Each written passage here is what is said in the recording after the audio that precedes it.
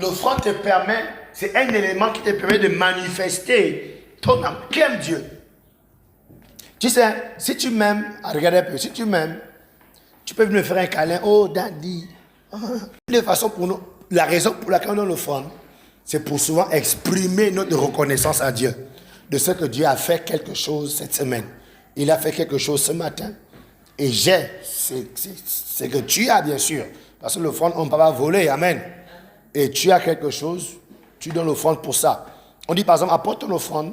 Normalement, pendant que je suis en train de détailler là, ça veut dire que la raison pour laquelle tu donnes l'offrande aujourd'hui sera différente de ce qu'elle donne, sera différente de ce que l'autre donne.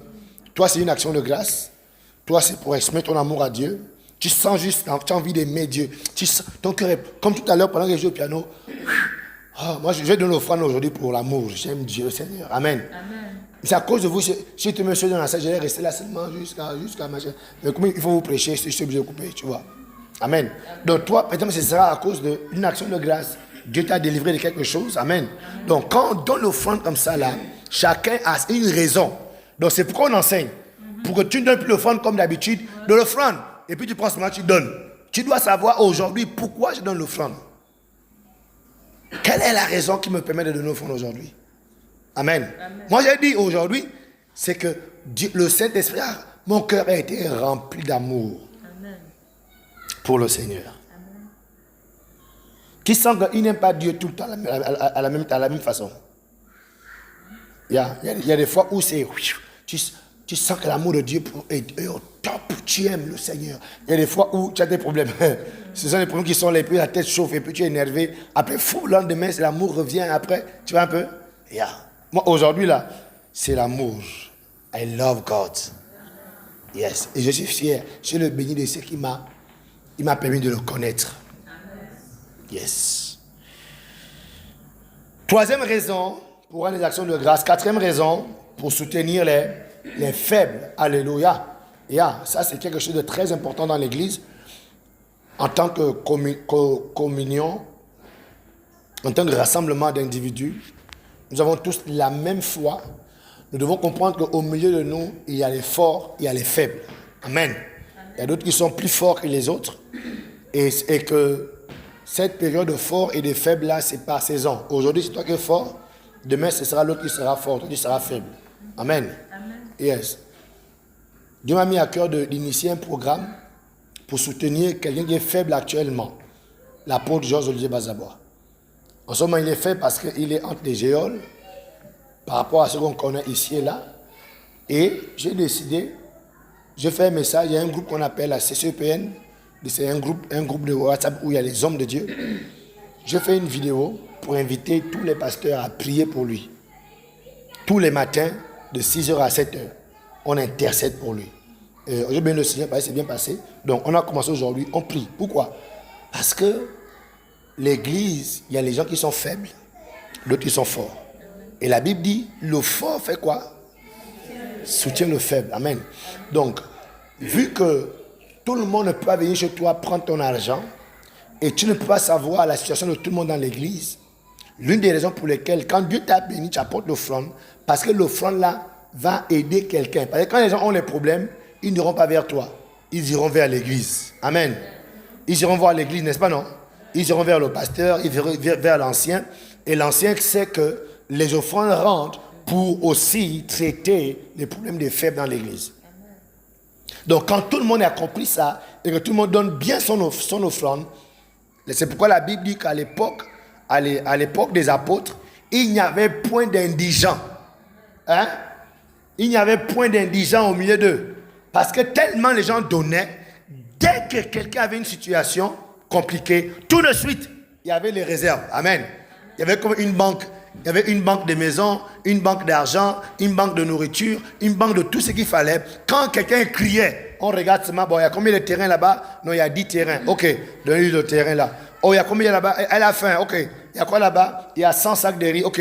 Donnez-lui 2 sacs de riz. Oh, il y a quel problème? Oh non, elle est hospitalisée. Il faut 500 000. Il y a combien là-bas? Bon, actuellement, il y a 10 millions. Bon, c'est rien. 500 000. On lui donne. Est-ce que vous voyez un peu, non? C'est pourquoi il a dit qu'il n'y avait point d'indigents dans cette église. Pourquoi? Parce que les gens donnaient, les gens prenaient prenaient leurs biens, venaient déposer aux pieds des apôtres. Et les apôtres faisaient quoi? Les redistribuer entre le peuple. Donc pourquoi on donne cinquièmement, pour soutenir les faibles. Amen.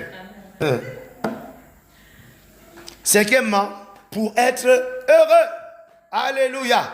Quand tu donnes l'offrande, ça te permet d'être heureux, car il y a plus de bonheur à donner qu'à recevoir. Amen. Sixièmement, pour récolter les biens éternels. Septièmement, pour être béni par Dieu. Huitièmement, pour vaincre, tuer l'avarisme. Il y a des gens, quand ils étaient petits, ils n'aimaient pas partager leur pain aux autres. Amen. Ils cachaient toujours leur goûter. Dès qu'il a un goûter, il cache loin. Quand c'est la récréation, il va manger en cachette. Il demande d'abord aux autres, tu as vu non? C'était toi non? C'est comme ça là? Non. Il demande, il fait comme s'il n'avait rien. Après il s'est mis en cachette, il mange une souris. Après il cache le reste. Et puis il est sur la bouche. Amen. Tu vois, des gens, ça c'est ton fondement. Vu qu'on est en train de prier contre les fondements. Ça dit c'est le fondement de ta vie. Parce que dans ta famille, c'est comme ça qu'on mange, comme des rats, comme des souris en cachette. Amen. Yeah. Et quand tu viens à l'église, c'est toujours là. Parce que ce que tu as fait de 0 à 7 ans devient ta personnalité. Devient ton identité. Est-ce que tu comprends ça? Je reprends. Tout ce que tu as fait entre 0 et 7 ans, d'accord, fait partie désormais de toi. Et tellement ça fait partie de toi que ça prend la forme, c'est-à-dire une forme d'ADN dans ton sang.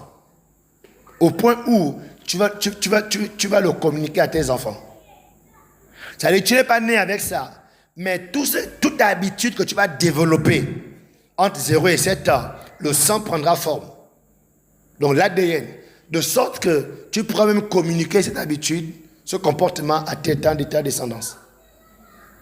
C'est pourquoi, en général, les enfants avares, quand tu regardes leurs parents sont aussi avares. Amen. Que ce soit le père ou la mère, quelqu'un est avare. Quelqu'un est comme ça. Donc, donner l'offrande, ça va t'aider à casser l'avarisme, à casser l'égoïsme, de penser qu'à moi, moi, moi et moi, tout pour moi, rien pour les autres. Neuvièmement, pour prouver notre Amen, en accomplissant nos vœux. Alléluia. Yeah. Parce qu'à l'église, on prend beaucoup d'engagement. Même si aujourd'hui, le monde appelle ça la manipulation et l'escroquerie, on va continuer donc à manipuler et escroquer. Amen. Vu que c'est le nom que le monde a donné ça maintenant. La manipulation et l'escroquerie. Alléluia. Et nous, la Bible dit que nous, on n'a point honte de l'évangile. C'est une puissance pour Dieu. Alléluia. Donner l'offrande, c'est l'évangile. Amen. Même si le monde condamne ça, vu que c'est dans l'évangile, pourquoi on va éviter ça? Alléluia. C'est la même chose que la guérison, c'est dans l'évangile. La même chose que le salut est dans l'évangile. La délivrance est dans l'évangile. Et quoi encore là? Les bontés, hein? L'amour est dans l'évangile, la foi est dans l'évangile. Donner l'offrande est aussi dans l'évangile. On ne peut pas éviter ça parce que le monde parle contre ça. Jamais. Alléluia. Yes. Et vous les chrétiens, vous devez être blindés. Vous devez comprendre ça que plus on va évoluer, plus les choses deviendront compliquées. Plus ça sera difficile d'être chrétien. Ça sera dur de dire au travers que tu es chrétien. Parce que tellement ils vont démontrer combien de fois ce qu'on fait c'est de n'importe quoi. Ils vont prendre plus d'hommes de Dieu pour les exposer. La personne n'aura même pas le temps de se défendre. Trop tard, on l'a déjà mis dans les géoles. Alléluia. Et là, beaucoup de chrétiens, à cause de ça, la Bible est claire, ils vont se cacher. La persécution sera forte.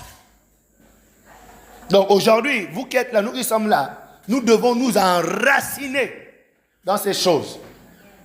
Amen. Donc, faire le vœu à l'église, nous prenons les engagements. On a une caisse domination qui est gérée par la sœur Ornella. Et dans cette caisse, Pour ce mois de juillet, on doit faire quoi avec cet argent? Ce mois de juillet? Nettoyer Gethsemane. Amen. Et ça veut dire qu'il y a des gens qui ont fait les contributions ici, qui a fait les contributions, qui a pris l'engagement dans la salle. Amen. Oh, vous, tu n'as pas pris l'engagement, pourquoi? Donc, quand je pose la question, c'est pour regarder qui n'a pas pris l'engagement et demander pourquoi, qui a pris l'engagement de donner quelque chose à la caisse Gethsemane. Voilà.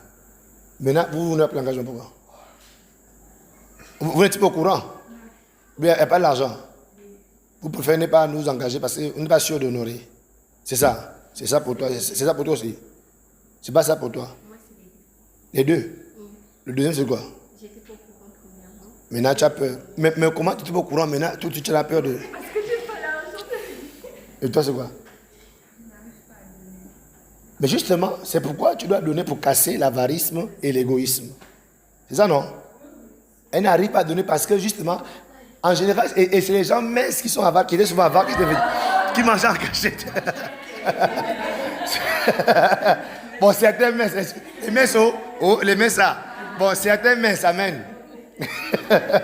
Certains.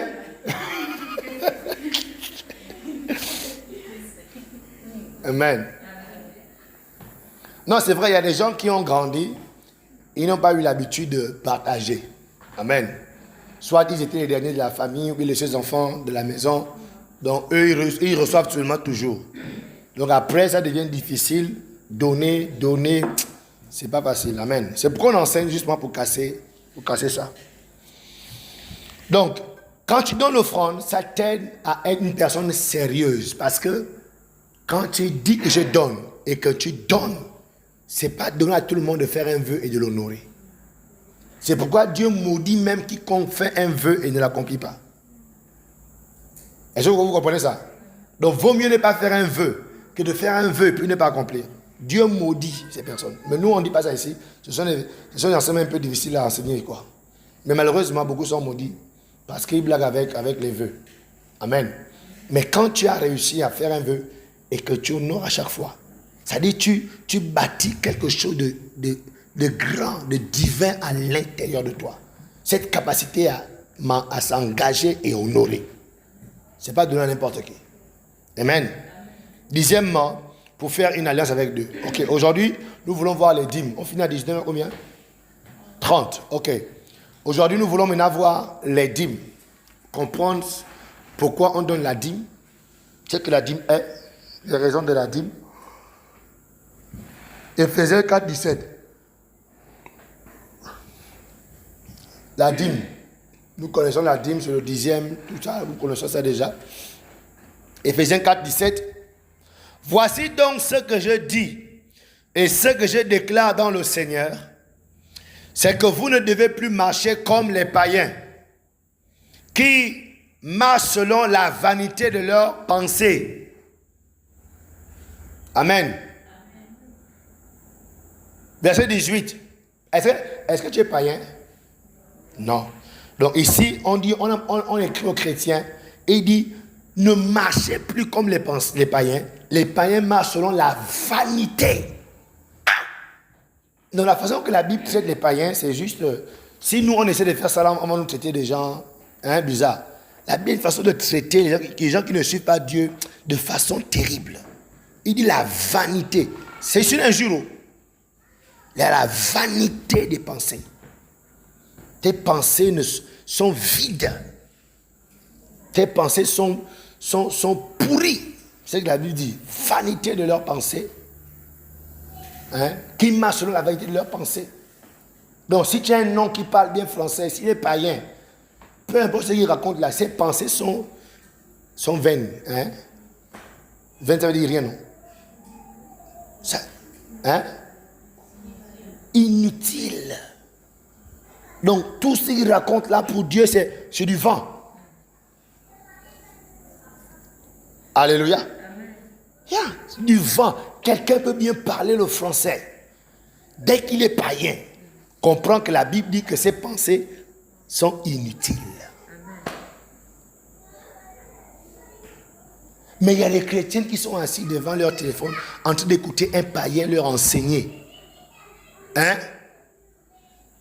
J'étais choqué. Parce que moi, je vais sur les réseaux sociaux pour trouver les messages pour frapper les antéchrists. Pas aussi ici avec vous.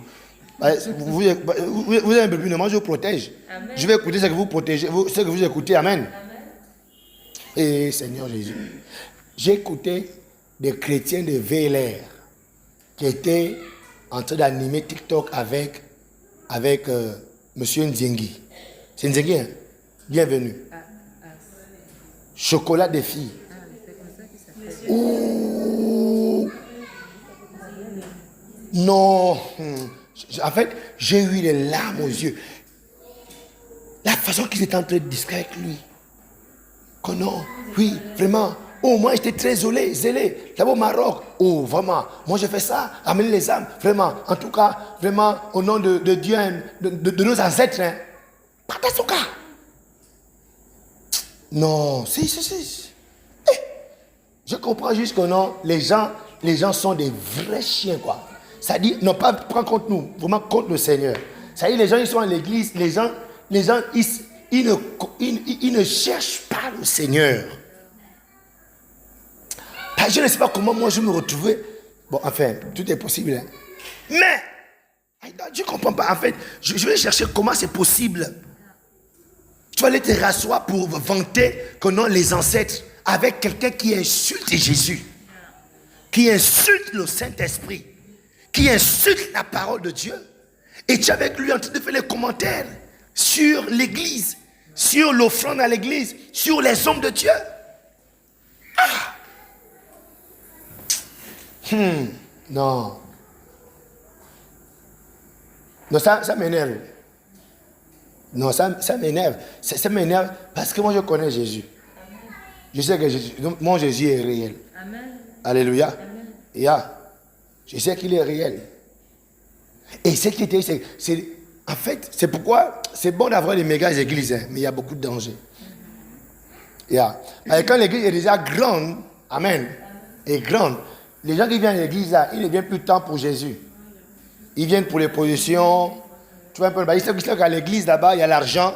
Tu vois un peu, il y a les opportunités. Hein? Par exemple, il y a beaucoup de personnes que l'apôtre a envoyées au Sénégal, paye le billet, on s'occupe de lui, on l'envoie dans tel pays, on paye tout. Tu vois? Donc tu vois que quand les gens viennent, les gens ne viennent pas avec le cœur de vouloir chercher vraiment le salut. Ils cherchent juste à être, ils vont se battre à se rapprocher de l'homme de Dieu pour recevoir les bienfaits de l'église. Donc, il dit quoi? Voici donc, reviens. Oui, voici donc ce que j'ai dit.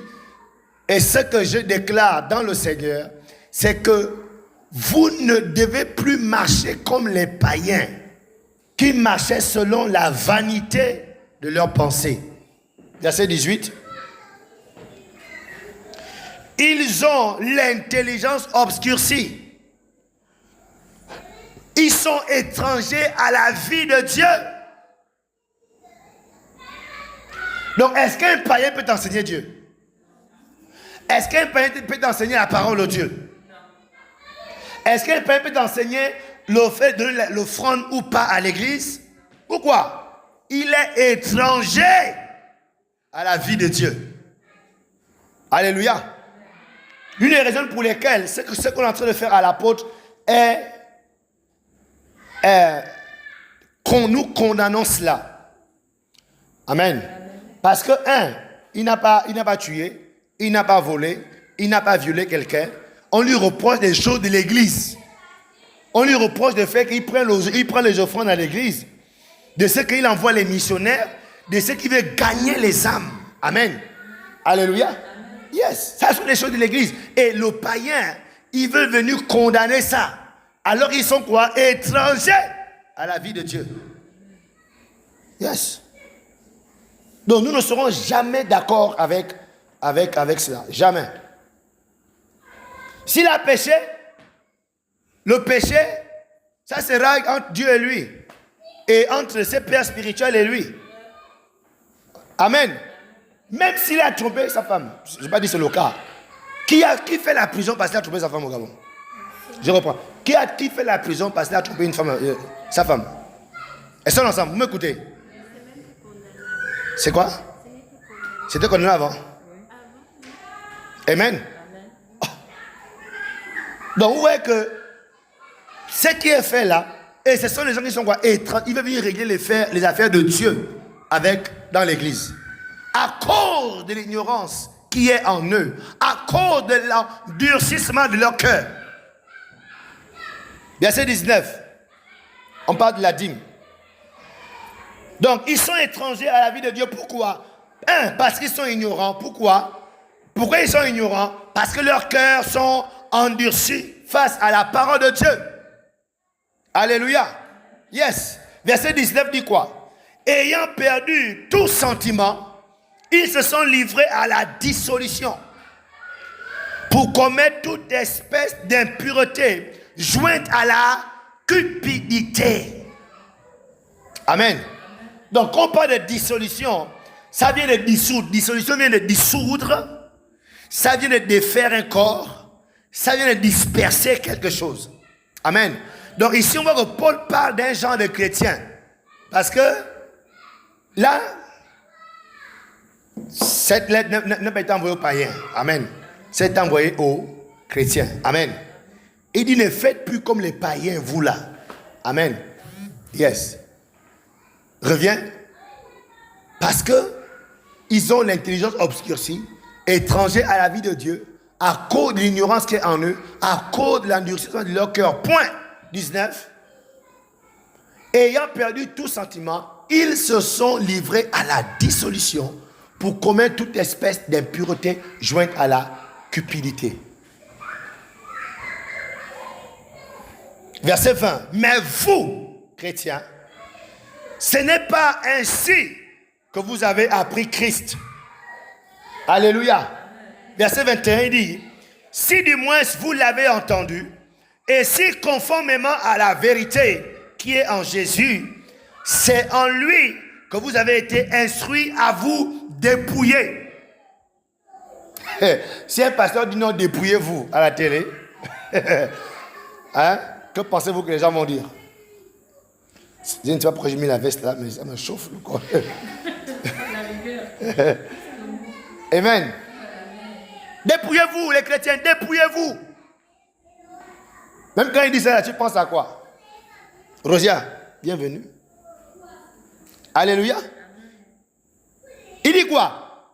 Christ, c'est Christ qui nous demande de nous dépouiller. Hein? Qui est en Jésus? C'est en lui que vous avez été instruits à vous dépouiller. Verset 22. Eu égard à votre vie passée, du vieil homme qui se corrompt par les convoitises trompeuses, à être renouvelé dans l'esprit de votre intelligence et à revêtir l'homme nouveau, créé selon Dieu dans une justice et une sainteté qui produit la vérité. Maintenant le verset 27 pour terminer. Il dit quoi? Ne donnez pas accès au diable. Et ne donnez pas accès au diable. Amen. Que celui qui dérobait ne dérobe plus. Ça là. On parle la dîme. Amen. Que celui qui dérobait ne... Que celui qui dérobait... Ouais, il a fait tout ce qu'il a dit. Ne donnez pas accès au diable. Pourquoi? Quand le diable rentre, amen, dans la vie d'un chrétien, le chrétien vole. Ne donnez pas accès au diable, que celui qui dérobait ne dérobe plus. Donc, l'une des façons que vous pouvez donner accès au diable à vos vies, c'est par le vol. Amen. Yes. Il dit ne donnez plus accès au diable. Point. Celui qui dérobait, il dérobe. Pourquoi? Le vol fait entrer le diable dans ta vie. Si vous êtes un voleur, prendre ce qui ne vous appartient pas, et je suis persuadé que ce péché est grave, c'est pourquoi ça a été cité, à cause du fait que le vol fait rentrer Dieu. Donc dans le vol, le vol a un package. Quand tu es un voleur, tu es un menteur. Amen. N'est-ce pas, non? Les voleurs sont des menteurs, amen. Quand tu l'attrapes là, tu fais quoi là? Oh non, non, non, je fais très envie de pisser. Tu vois un peu, non? C'est un menteur. Donc, quand tu es un voleur, tu es un menteur. Quand tu es un voleur, tu es aussi un violeur. Quand tu es un voleur, tu es aussi un meurtrier. Parce que si on t'attrape, tu feras tout pour te défendre jusqu'à tuer la personne. Amen. Quand tu es un voleur, tu es aussi un manipulateur. Donc ici, c'est pourquoi c'est si troublant lorsque tu as été visité par un voleur. C'est-à-dire, quand tu rentres à la maison ou bien quand tu te réveilles, tu vois comment la fenêtre est ouverte. La maison a été... C'est-à-dire, quand tu te réveilles, tu as peur. Pourquoi? Parce que quelqu'un est rentré dans ta maison. Il pouvait tout te faire. Amen. Donc vous voyez que le péché de vol, voler, c'est grave. Ce sont les gens qui se laissent habiter par Satan qui volent. Exode chapitre 10, verset 15. Dans la version second 21, il dit ceci: tu ne commettras pas de vol. On parle de la dîme, amen. De toute façon, on parle de la dîme. Dans la version parole de vie, il dit ceci: ne vole pas. Ne vole pas. Dis à ton voisin, ne vole pas. Alléluia. Les enfants, dites encore là-bas: ne vole pas. Donc, lorsque Dieu décide de donner la loi, il est bizarre que ne pas voler se retrouve parmi les 10 premières dans la loi. C'est-à-dire, Dieu introduit ça comme commandement. Ne vole pas. Voler n'est pas bien. C'est comme pour dire que le vol est une expression claire de l'homme déchu. Amen. Il dit: ne tue pas, ne commets pas l'adultère et ne vole pas. Voler, c'est dans la chair. Même les belles femmes volent. Amen. Amen. Oui. Sauf que toi, peut-être, tu ne voles pas le téléphone 3310 qui est posé. Mais si on te donne un budget à gérer dans une administration, amen. Les gens qui volent là, les gens volent. Les gens volent sauf qu'on ne les attrape pas. Donc vous devez comprendre que voler, c'est dans la chair. C'est une manifestation de la chair. C'est pourquoi je dis ici que devenir des chrétiens spirituels. Parce que si tu es un chrétien charnel, une des manifestations de la chair, c'est le vol. Amen. L'apôtre clarifie lorsqu'il donne une liste non exhaustive des personnes qui sont disqualifiées du royaume. Il va présenter une liste des gens que le royaume va refuser. 1 Corinthiens 6, 9. Il dit ceci: ne savez-vous pas que les injustes n'hériteront pas le royaume de Dieu? Ne vous y trompez pas, ni les impudiques, ni les idolâtres, ni les adultères, ni les efféminés, ni les infâmes, ni les voleurs, ni les cupides. C'est quoi un cupide? Attendez. C'est quoi cupide? C'est quoi cupide? C'est quoi cupide? Roger, c'est quoi cupide? Dis-moi non comme les autres, ne t'inquiète pas. Cupide. Cupide. Toutes les nzébi là, aucune nzébi ne connaît. Non, toi tu sais que tu connais. Quand tu vois ton visage avec tes lunettes là, c'est quoi cupide? Non. C'est quoi cupide? C'est quoi cupide? Madame le pasteur Benga. Toute l'église, depuis qu'on dit Cupide là, personne ne connaît c'est quoi Cupide. Nous qui? Prenez le dictionnaire. Prenez le dictionnaire. Non, même si elle connaît. Prenez le dictionnaire. Rapidement, il est bientôt 19h30. Cupide, c'est quoi? Rapidement, qu'à trouver? Non, mais c'est pas un péché, hein. On apprend tous. Amen. Donc, vous voyez combien de fois, c'est important de faire l'étude biblique. C'est quoi? Une autre définition? Une personne avide d'argent. Avide d'argent, soif d'argent, quoi encore? Quelqu'un a un autre mot? Qui recherche le gain et l'argent de façon excessive. Oh non! La Bible dit que les gens qui veulent tout la richesse n'iront pas au ciel. Wow! Wow! Ça dit, toi, tu veux à tout prix l'argent. Je veux l'argent. Oh, l'argent. Oh, je suis où là? Je cherche l'argent. Au point où tu ne sais même plus le Seigneur. Tu es en train de chercher l'argent. La Bible dit que tu es cupide. Et les cupides, quoi, n'hériteront point le royaume des cieux. Ah! Il dit pas ta soeur, si tu es soeur, s'il te plaît, c'est toi. Cherche trop l'argent. Hein? Vous avez compris les cupides, non? Regardez, l'argent c'est bien, non? Si tu me donnes 10 millions là, je vais te bénir, beaucoup de bénédictions, amen. Mais il faut bien comprendre la Bible. C'est que attention à notre cœur. Parce qu'il y a des gens qui se détournent de Dieu à cause de ce que je cherche l'argent. Il y a des gens qui refusent même l'appel de Dieu à cause de ce qu'il me faut l'argent.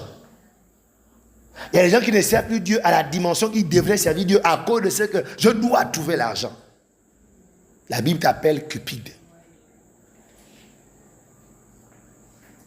Pourquoi tu dis comme ça là? Tu connais cupide? Tu es cupide. Il dit quoi? Même les cupides ne vont pas aller. Ni les ivrognes, ni les outrageux, ni les ravisseurs n'hériteront point le royaume de Dieu. Amen. Dis à ton voisin, les voleurs ne vont pas au ciel. Les voleurs ne vont pas au ciel. Alléluia. Yeah.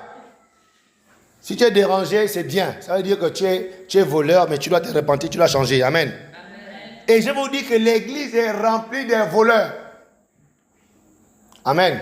L'église est infiltrée par les voleurs. Ce qui est troublant, c'est que ce ne sont pas des personnes qui vont voler à la présidence.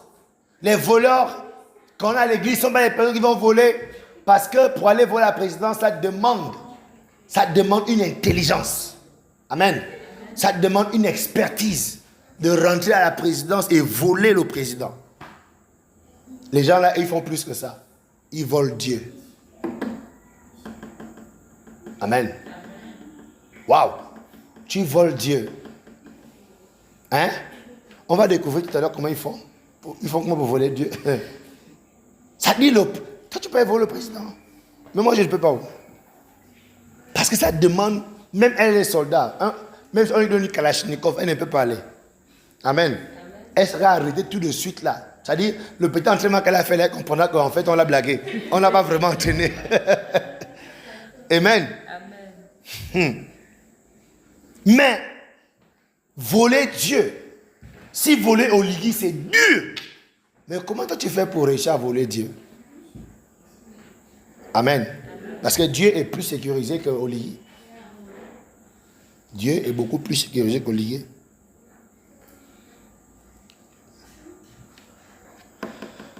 Donc je pense que nous sommes tous d'accord qu'il n'y a personne aussi sécurisé que Dieu. Et que si Dieu clame que les gens le volent, je reprête. Qui serait Dieu est sécurisé? Lui-même, il est une bannière. Il est tu vois ben non? Il est une tour forte. Mais il y a les...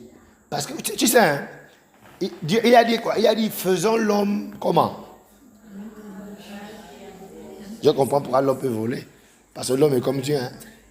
L'homme dépasse l'ange. L'homme a des aptitudes que les anges n'ont pas. Vous comprenez ça? Oui, l'homme a des aptitudes que les anges n'ont pas. Nous, on est plus puissants que les anges. Amen. Et, hein, sauf que c'est-à-dire on n'exploite pas notre être à la dimension qu'on devrait. Si on pouvait, on dépasse les anges. C'est pourquoi quand Jésus est resté, Jésus vit pleinement cette dimension. Amen. Il peut venir traverser les murs, il peut disparaître là et apparaître là-bas. Tu vois un peu, non? Il peut s'envoler du sol et monter. Donc si je m'envole tout de suite là, ne pense pas qu'on a le pasteur Alain. Il faut juste comprendre que le pasteur Alain a réussi à déployer. Alléluia. Mais la Bible nous montre que l'homme a la capacité, le potentiel de voler Dieu. Nous voyons lorsque Adam a été chassé Adam et Ève ont été chassés du jardin d'Éden.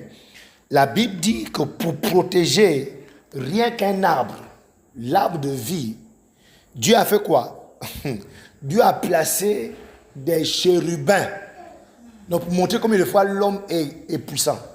C'est-à-dire l'armée, les agents de sécurité que Dieu a mis en place, c'était 2 chérubins. Faut pas suivre, tu es un grand, un puissant voleur. Parce que Dieu savait que l'homme pouvait revenir voler, donc il fallait 2 puissants chérubins. Genèse 3, verset 24. Genèse 3, verset 24. Il dit quoi? C'est ainsi qu'il chassa et il mit à l'orient du jardin d'Éden les chérubins qui agitent une épée flamboyante. Oh, la femme, l'homme, ils sont puissants. Qui se rappelle d'Anania et Saphira? C'est pourquoi la solution c'était la mort. Parce que quand un couple est ensemble et ils décident de voler ensemble, ils sont dangereux. Alléluia. Amen. Donc, 2 chérubins avec des épées flamboyantes. Point d'accès.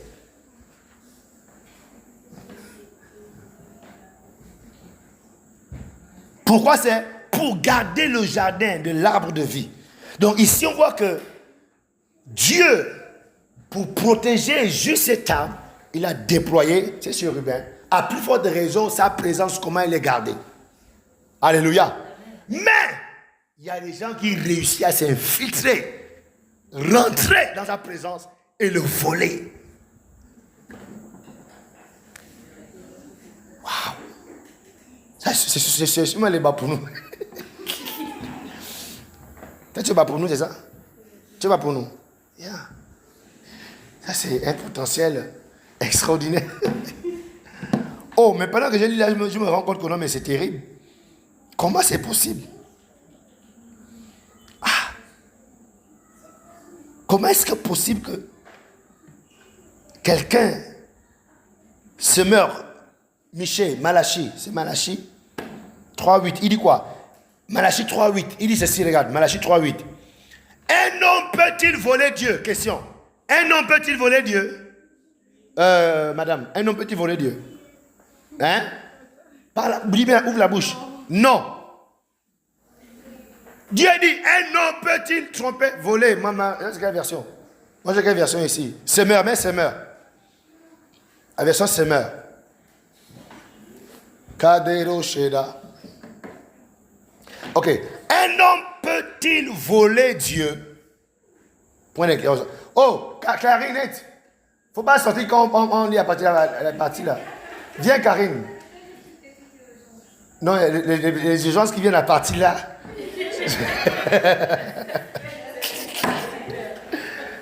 Ok. Un homme peut-il voler Dieu? Elle dit non. Il dit, ça veut dire non. Dieu dit pourtant. Pourtant, vous me volez. Hein? Non seulement vous me volez, et puis vous vous demandez, en quoi avons-nous des gros spécialistes quoi? C'est vrai que les voleurs sont les menteurs en même temps. Tu vois? Ce sont les voleurs et les menteurs. Ils volent, ils disent, donc c'est Dieu qui est menteur. Donc Dieu se plaît pour rien. Dieu attend. Je me rappelle un jour, ma mère cherchait sa chaînette. Les voleurs sont les menteurs. Et j'étais en 6e, j'ai posé pour deux, c'est une fille. Si elle dit ça à haute voix, l'enfant peut reproduire. Oh! Ma mère, elle sait que non, c'est le garçon là. Ma chaînette, oh! Ma chaînette. Oh! Je dis, c'est pas moi. C'est pas moi, c'est pas moi, c'est pas moi, c'est pas moi, c'est pas moi, non. Non, que tu es dans cette maison. Regardez, c'était moi.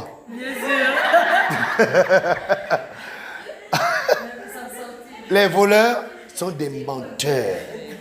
Dieu dit, est-ce que l'on peut me voler? Non.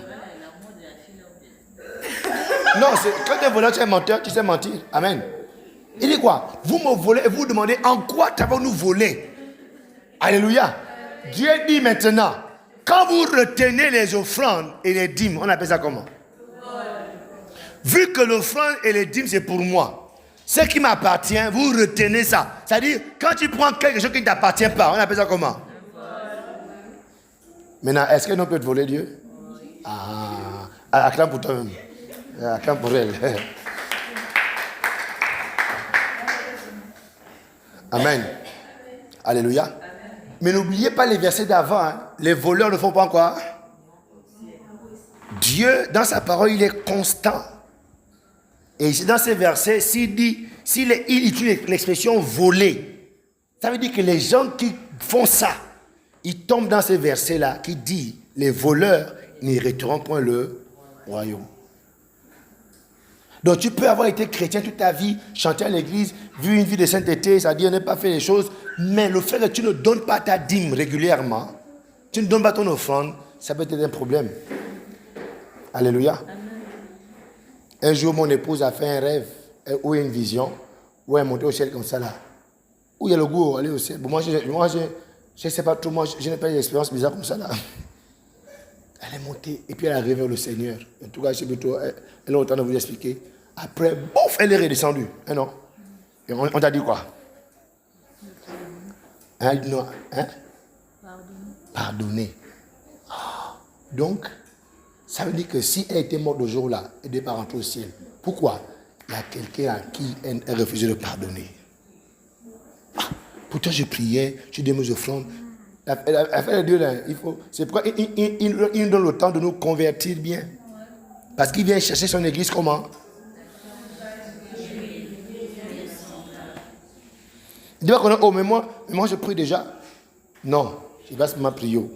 C'est tout, il faut tout. C'est pourquoi il faut venir être enseigné, méditer, prier. C'est pourquoi David pouvait dire, oh Dieu, sonde mon cœur. Et s'il y a quelque chose que je ne connais pas, révèle-moi ça.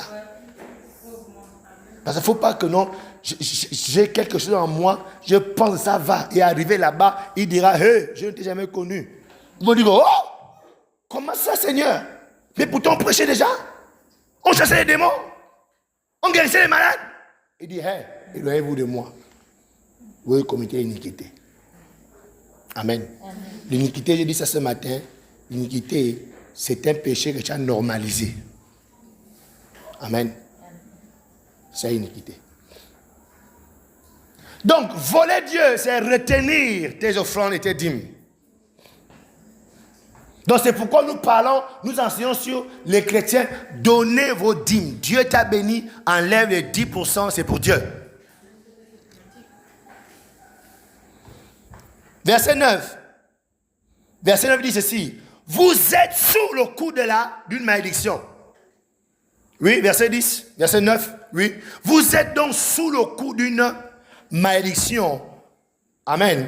Donc, quelqu'un qui prend l'initiative d'aller voler à la présidence, qui décide d'aller rentrer dans la chambre du président, je pense que c'est quelqu'un qui a un esprit suicidaire ou bien il est déjà fou. Ou bien, non, c'est que lui, il est déjà fou ou bien il veut se suicider. N'est-ce pas, non? Dieu dit, quand tu prends l'initiative de ne pas donner ta dîme, c'est que tu as aussi décidé d'être maudit, en fait. C'est-à-dire que tu as déjà décrété ta malédiction. Cet argent-là, c'est l'argent-là qui te maudit, en fait. Le fait de garder ça, là, ça te transforme en malédiction. Vous comprenez ça? C'est comme, par exemple, la mangue, là. Oh, la mangue, là.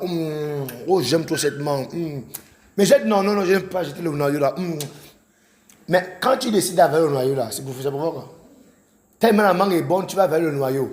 C'est pour dire quoi que tu vas tomber malade. C'est que tu décides de tomber malade. Amen. C'est ça en fait. Quand il dit, vous êtes directement sous le coup d'une malédiction parce que tout le peuple, vous tous là, vous me volez. Vous êtes directement maudit. Il y a une sœur, bon, après il y a que les sœurs dans la salle. Sœur, quand je te vois là, tu as beaucoup de malédictions. Hein?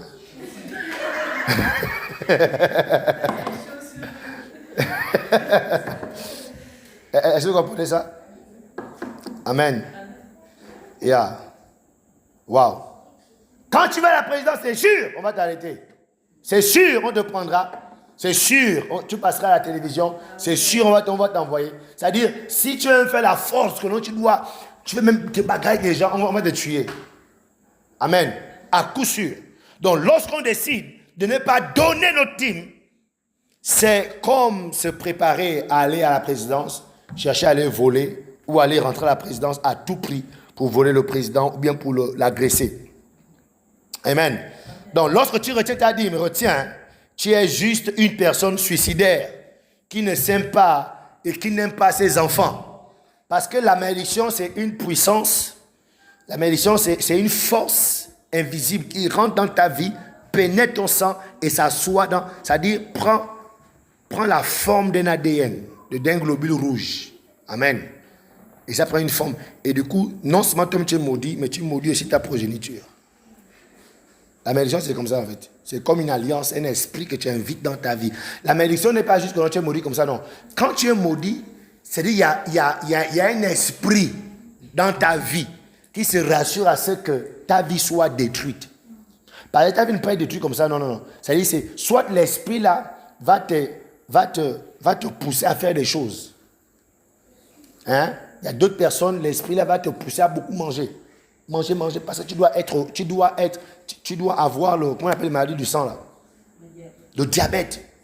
Parce que tu dois avoir telle maladie, tu dois avoir ça. Donc, l'esprit là, c'est une force invisible qui est dans ta vie. C'est pour que la malédiction s'exécute. Et quand c'est comme ça là, ton sang est contaminé. Donc, tous tes enfants reçoivent cet héritage. Donc, quelqu'un qui décide dans sa maison de manger la dîme, c'est une personne qui ne s'aime pas, une personne suicidaire, qui n'aime pas sa progéniture. Alléluia. Que Dieu t'en garde au nom de Jésus. Amen. Est-ce qu'il y a les chrétiens dans la salle? Amen. J'ai dit que Dieu t'en garde au nom de Jésus. Amen. Yeah. Donc, la Bible dit, tout ce que nous recevons, travailleurs, non-travailleurs, élèves, étudiants, le 10e, c'est pour Dieu. Tu es au chômage, quelqu'un t'est béni avec 20 000. 2 000, c'est pour Dieu. La 10, bassement pour ceux qui travaillent. C'est tout ce que Dieu met en tes mains. Quand Dieu te donne, Dieu t'est béni par quelqu'un, pense à Dieu. Quand tu ne donnes pas, tu es voleur. Tu es voleuse. Et quand tu es voleuse, il dit quoi? Tu es sous le coup d'une malédiction.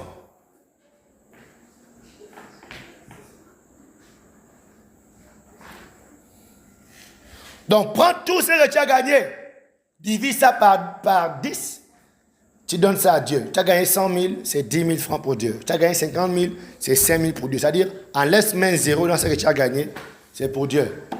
Tu as gagné 1 million, enlève un zéro, ça fait 100 000. Tu as gagné 100 000, enlève un zéro, ça fait 10 000. Tu as gagné 10 000, enlève un zéro, ça fait 1000 francs.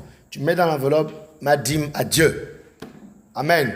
Pardon, moi je ne veux pas être maudit. Pardon. Je ne vais pas la malédiction. Dieu, c'est ton argent. Moi, je ne suis pas voleur. Je vais aller au ciel. Dieu, voici ton argent. Alléluia. Lévitique 27, 30. On s'arrête par ce verset. Lévitique 27, 30 dit ceci. Toute dîme de la terre, soit des récoltes de la terre, soit du fruit des arbres, appartient à l'Éternel. C'est une chose consacrée. La dîme est une chose consacré. Quand on dit consacré, c'est-à-dire sanctifié, mis à part. C'est quelque chose de sacré, à ne pas toucher. C'est quelque chose de saint. On ne touche pas la dîme. Elles sont ensemble. Yes. On ne touche pas. Tu ne touches pas le verset? Lévitique 27, c'est ça? Verset 30. 27, 30. Kado bele kedo rema mamanda. Dis à ton voisin, on ne touche pas la dîme. La dîme est consacrée à Dieu. La dîme est mise à part pour Dieu. C'est quelque chose de saint. C'est sacré. Donc retenez pour définition ce soir et on s'arrête. Lorsqu'on parle de dîme, la dîme vient du mot grec, daket, ou bien dakat, comme tu veux lire ça en français, ou bien en anglais ou en grec. Dakat. C'est le dakat que vient le mot le dixième. Le dixième de ce qu'on reçoit appartient à Dieu. Donc, autrement dit, la dîme, c'est-à-dire le dixième de ce que tu reçois, d'accord, que ce soit de la terre, soit des récoltes, soit des fruits. Ça veut dire quoi? Dieu n'a pas dit seulement pour le travail. Peu importe comment tu reçois, d'où vient l'argent, dès que tu reçois quelque chose, le dixième est consacré à l'Éternel. C'est quelque chose de saint. Même une autre version, pour voir un peu. Une autre version, parole de semeur peut-être. Cadeau, bleké, les mandele, mazou, dele, noro. Cadeau, c'est ça? Toute dîme prélevée sur les produits de la terre et sur les fruits des arbres appartient à l'Éternel. C'est une chose sacrée. Alléluia. Est-ce que ça va? C'est une chose comment? Qui ne prend pas une note parmi vous? Tout le monde prend une note, non? Ok. Dis voisin, est-ce que tu comprends ce qu'on va te dire? C'est sacré. Amen. Tu as une question? Ok.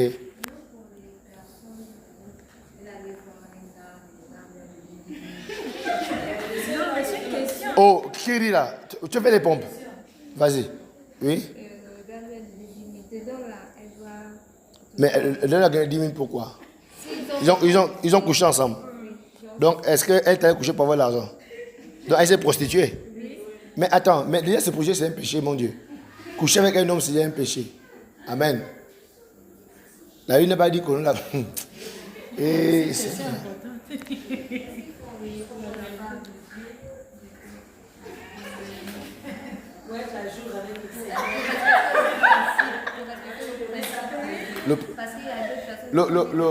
Le principe de Dieu est total. On ne prend pas une partie de Dieu, on respecte.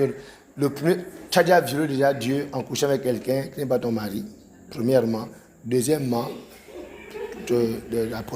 donc tu vois que c'est déjà, c'est-à-dire, c'est comme si tu es en prison, tu vois un peu, non?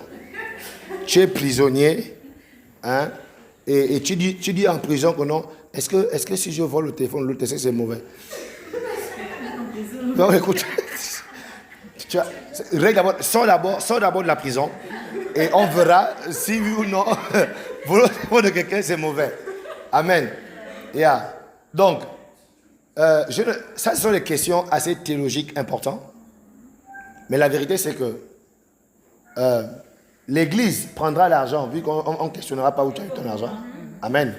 Tu donneras la dîme. Mais est-ce que Dieu a un problème avec toi, c'est que tu es dans le péché du sexe. Donc, tout ce que tu fais là après, Dieu ne regarde pas ça. Amen. Et c'est ce que vous comprenez.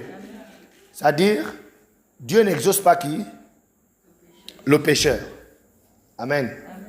Si tu es dans le péché et que tu veux que Dieu t'exauce, Dieu n'exauce pas le pécheur. En tout cas, pas dans ces dimensions-là. Je fais un travail, je suis prostitué, je couche les hommes et puis j'amène l'argent. Je respecte un principe. Non, amène l'argent. Nous, on va prendre l'argent. Amen. L'argent là, peu importe si ça vient d'une prostituée ou d'un voleur, l'argent là paye toujours l'ampoule. Est-ce que vous comprenez? Mais, vu que Dieu a aussi ta part à jouer à l'intérieur, amen. Si c'est pour ta bonne conscience que tu veux le faire, ça peut t'aider, fais-le. Amen. Bon, pas toi, la personne qui le fait, amen. Mais, pour ce qui est de Dieu, tout ce que je sais, c'est que Dieu, il veut d'abord sauver ton âme. Avec Dieu, ce n'est pas une affaire d'abord le principe. C'est une affaire que ton âme doit être sauvée d'abord. Amen. Alléluia. Amen. C'est comme si un sorcier, il fait la sorcellerie dehors et puis il amène l'offrande à l'église, pensant qu'avec l'offrande, Dieu va le comprendre. Dieu veut d'abord sauver notre âme. Amen. Est-ce que vous comprenez? Amen. Est-ce que vous comprenez ça? Tu comprends ça? Donc ici, pour cette personne, elle le fera pour sa conscience, laver sa conscience et tout et tout. Mais tant qu'elle n'est pas sauvée, tout ce qu'elle fait là, elle ira en enfer. Même si tu es béni dans ce monde, tu vas aller en enfer. Que cherche-t-il le monde de gagner? Et perdre Amen. Donc, l'urgence pour cette personne de comprendre, c'est que Dieu veut sauver son âme. Mais tant qu'elle fait ça et qu'elle lave sa conscience, elle ramène l'argent, amen. Nous, on prendra l'argent, alléluia. Mais il faut que tu comprennes que Dieu n'est pas dedans. Ça n'a rien à voir avec Dieu, ce qu'elle fait là. Dieu n'est pas dedans du tout. Mais nous, on a besoin d'argent, il faut amener. Mais ne dis pas où tu as eu ça. Si tu me dis que tu as eu ça là-bas, c'est clair que je ne prendrai pas. Alléluia. Parce que beaucoup d'argent qui rentre ici, on sait que tout l'argent, il y a les voleurs qui viennent de nos fonds ici. Il a brûlé quelqu'un. Si je sais que tu as volé ça, je ne peux pas prendre. Amen. Je vais t'évangéliser pour que tu arrêtes de voler et tout. Tu vois un peu, non? Voilà. Donc ne me dis pas où tu as eu l'argent là. Donne seulement comme ça. C'est bon un peu? Le pasteur, tu veux dire quelque chose? Ça va? Ou la radio? Quelqu'un a une autre question? Alléluia. Donc, on dit que dans tout ce que Dieu te donne, 10% doit revenir à Dieu. Si tu ne les donnes pas, ok. Hein? Laisse-moi finir ça là. Si tu ne les donnes pas, ça veut dire que tu prends ce qui ne t'appartient pas. Ce qui veut dire que tu voles Dieu. Et on connaît le sort réservé aux voleurs. Amen. On s'arrête là pour ce soir. Oui, question.